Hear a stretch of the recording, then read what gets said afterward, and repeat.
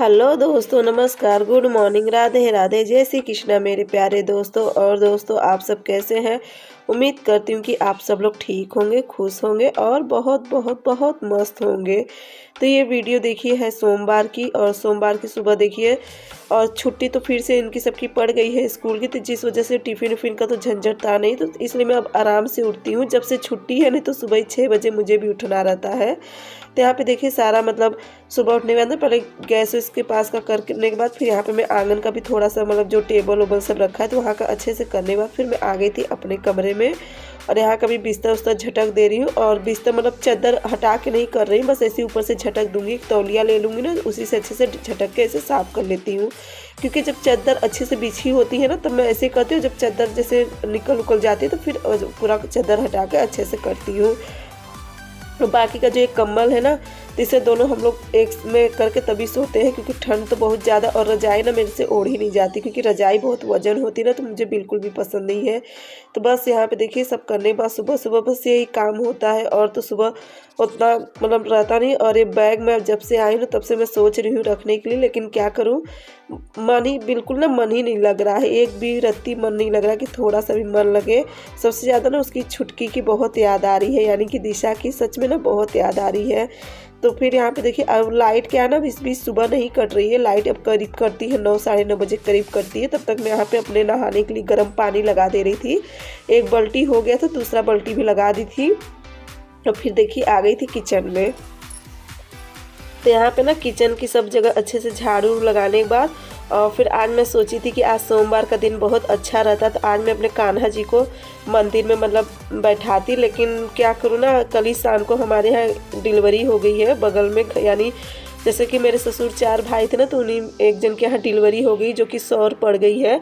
और जब सौर पड़ जाती है ना, तो फिर पूजा नहीं होती, मतलब हम लोग पूजा नहीं करते हैं, लड़की होती हैं तो लड़कियाँ पूजा करती हैं। जैसे कि मेरे यहाँ प्रिंसी कर दिया करेगी पूजा सुबह शाम की, लेकिन मैं और मम्मी नहीं करेंगे।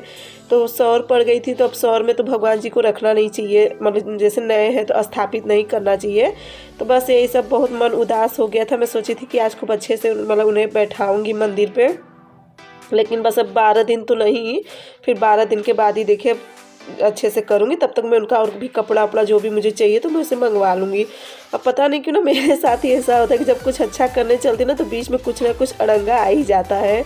तो जिस वजह से बहुत प्रिंसी का भी मन बहुत उदास हो गया, कि वो सोची थी कि ना आज ही से खूब अच्छे से उनका सेवा करती, लेकिन चलिए कोई बात नहीं।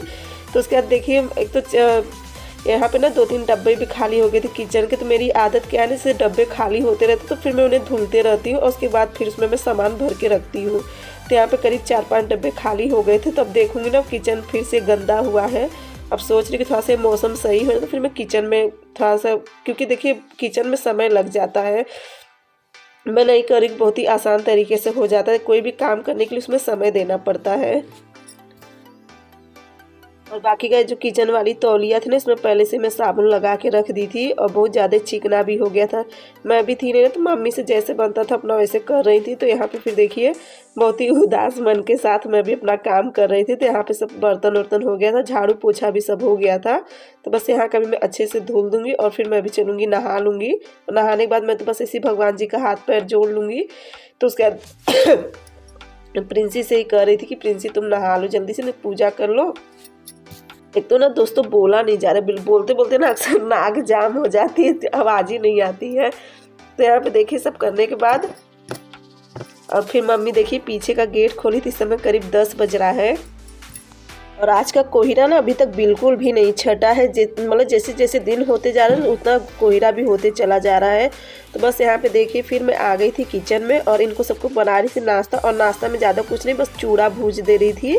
मतलब ना पहले चूड़ा को सादे मतलब भूज ली थी कढ़ाई में, और उसके बाद फिर थोड़ा सा तेल डाल के उसमें मूँगफली तल ली थी। मूँगफली निकालने के बाद उसी में हरी मिर्च डाल दी थी, और फिर मटर डाल के हल्दी और नमक डाल के उसे ढक दी थी। जब मटर एकदम अच्छे से भप गई ना, तो उसके बाद फिर वही चूड़ा और मूंगफली उसमें फिर से डाल के तल दी थी। तो बस इनको सबको आज यही नाश्ता बनाई हूँ। और आइए आप लोग भी गरम गरम भूजा हुआ चूड़ा खा लीजिए। मैं तो नहीं खाती हूँ भूजा हुआ चीज़, एक तो ना चूड़ा सूखा चूड़ा क्या रहता है ना, इससे गला भी बहुत जलता है, जिस वजह से मैं बिल्कुल भी नहीं खाती हूँ। तो यहाँ पे फिर देखिए आइए आप लोग भी खा लीजिए। देखिए इस तरह से बना है भूजा हुआ चूड़ा, एक तरफ से नमकीन ही समझिए इसे। तो बस ये देखिए बन गया था। अब चल रही बच्चे लोग को दे दी हूँ और लीजिए आप लोग भी खा लीजिए, गरम गरम चूड़ा है। तो उसके बाद फिर देखिए मैं आ गई थी किचन में और यहाँ पे मैं बनाई थी आलू टमाटर की सब्जी, सादा ही आलू टमाटर की सब्जी बनाई थी। तो इसमें ना मैं वो डालना भूल गई थी कोहड़ौरी, क्योंकि मम्मी कही थी कोहड़ौरी का तड़का लगा देना, तो मैं भूल गई थी। मैं कहीं थोड़ा सा तेल लेके इसमें तो कोहड़ौरी का तड़का लगा दे रही हूँ। नहीं तो फिर बाद में मम्मी मांगेंगी तो फिर उन्हें मैं क्या दूँ, क्योंकि कोहड़ौरी मम्मी लोग को बहुत ज़्यादा पसंद होती है। और एक फ्रेंड पूछी थी कि कोहड़ौरी होती क्या है ना, तो कोहड़ौरी देखिए उड़दी की दाल की बनती है, जैसे वो बनती है बड़ी, बहुत जगह बनती है ना उड़द की दाल की या मूंग दाल की बड़ी बनती है, तो उसी तरह से कोहड़ौरी भी बनती है। इसमें थोड़ा सा जैसे गरम मसाला है, धनिया पाउडर, अदरक, लहसुन, लहसुन नहीं बस अदरक और हरी मिर्च काफ़ी ज़्यादा मात्रा में होती है, और ढेर सारा इसमें हींग पड़ता है, तो फिर जो खोटा जाता है धूप में। तो बस उसी तरह से कोहड़ौरी बनती है। और उसके बाद फिर देखिए मैं यहाँ पे आ गई थी कपड़ा धुलने के लिए, सारा मशीन में कपड़ा भी डाल दी थी। तो कपड़ा भी सब हो गया था, तो मम्मी छत पे ही खाना खाए थे, तो कहीं कि सारा कपड़ा भेज दो, तो मैं यहाँ पे हूँ सब डाल दूँगी। तो बस वही मैं प्रिंसेस चलो सारा कपड़ा भेज दूँगी छत पे, क्योंकि कपड़ा तो आधा कपड़ा मैं लेके गई थी, डाल आई थी, क्योंकि चादर उधर भी थी, एक दो चादर जहाँ पे शिवांश रहता ना, तो वहाँ की चादर चेंज हुई थी, तो बस वो भी सब था। बाकी का कपड़ा मैं सब डाल आई थी, बस थोड़ा सा और कपड़ा था तो मैं प्रिंसी से दे दी थी, तो अब मम्मी अपना डाल देंगी, बाकी का मैं भी चल रही अपना थोड़ा बहुत काम करूँगी। बस यही सब दिन भर का अगर काम सोचो ना तो बहुत है, और ना सोचो तो कुछ काम नहीं है, यही सब दिन भर का काम लगा रहता है। तो उसके बाद फिर देखिए यहाँ पर शाम के खाने की तैयारी करने चली थी, और शाम के खाने में ना मम्मी लोग को मन था निमोना और ये जो नया चावल होता है ना, तो इसी का चावल और बजड़ी की रोटी। तो बस मैं अभी उसी की तैयारी कर रही थी, तो थोड़ा सा चावल में आ गई थी निकालने के लिए, और यहाँ पे ना टीवी चालू थी, तो उस पर CID आ रहा था, काफ़ी अच्छे से दिखाई दे रहा था। तो मुझे लगा कि ऐसा ना हो कि कॉपीराइट आ जाए, तो इसलिए वहाँ पे मैं देखिए फ्लावर लगा दी थी ताकि कोई दिक्कत ना हो। बस यहाँ पे मैं थोड़ा सा चावल निकाल ली थी, और मम्मी से अच्छे से झटक के साफ़ कर देंगी, क्योंकि ये चावल जो यहाँ पर ढेर सारा सब धान रखा था ना, तो फिर मेरे जाने के बाद शायद मशीन आती है जो दरवाजे पे आती है ना, तो उसी से मम्मी शायद दरवाई थी, तो बस वही चावल था। तो यहाँ पे देखिए मैं आ गई किचन में, और किचन में अब मैं चल रही बनाने निमोना। तो निमोना के लिए देखिए जो पिछली बार भी मैं आप लोग को इसकी रेसिपी पूरी शेयर करी थी, तो बस उसी तरह से बनाऊंगी, ज़्यादा कुछ नहीं। बस पिछली बार क्या था कि मैं टमाटर और नमक भूल गई थी, जो कि टमाटर और नमक ना मैं पहले ही डालती हूँ। तो यहाँ पे देखिए तेल कढ़ाई रख दी थी, उसमें तेल डाल दी थी। जब तक तेल गर्म हो रहा था तो मैं एक आलू था उसे काट लूँगी, क्योंकि निमोना में ज़्यादा नहीं बस एक आलू पड़ती है। और मटर जो था ना, तो मटर को देखिए मैं मिक्सर में ग्राइंड कर ली थी और मसाला भी तैयार कर ली थी। तो यहाँ पे तेल गर्म हो गया था, तो उसमें मैं देखिए मटर डाल दी थी, और ऐसे ना काफ़ी अच्छे से मैं भूजूंगी। ऐसा भूजूंगी ना तो कि पूरा मतलब बिखरने लगता है, इस तरह से भूजना रहता है इसे। तब तक यहाँ पे मैं आलू भी कटिंग कर ले रही थी, और ये सब करते करते मुझे करीब 7 साढ़े 7 हो गए थे। तो बस यही सब रहता है ठंडी का समय, और ठंडी के समय में ना सच पूछो तो यही सब खाना अच्छा भी लगता है। खासकर जैसे ये हुआ आलू कचौड़ी, आलू का पराठा, या तो फिर जैसे बथुआ का साग है, चने का साग है, ये सब ज़्यादा अच्छा लगता है। और हमारे घर में ना ये सब पसंद भी करते हैं, मेरे बच्चे भी हर एक चीज़ पसंद भी करते हैं। तो बस यहाँ पे मटर भी मेरा भूज गया था अच्छे से, तो फिर मैं उसमें कोहड़ौरी फ्राई कर रही थी, और कोहड़ौरी को फ्राई करने के बाद निकाल लूँगी, ये देखिए। और उसके बाद फिर से मैं इसमें मसाला डाल दी थी, जो मैं मसाला तैयार करके रखी थी। और इसमें कोई भी वैसा मसाला नहीं पड़ता है, बस जो हरा मसाला होता है ना, बस उतना ही इसमें पड़ता है।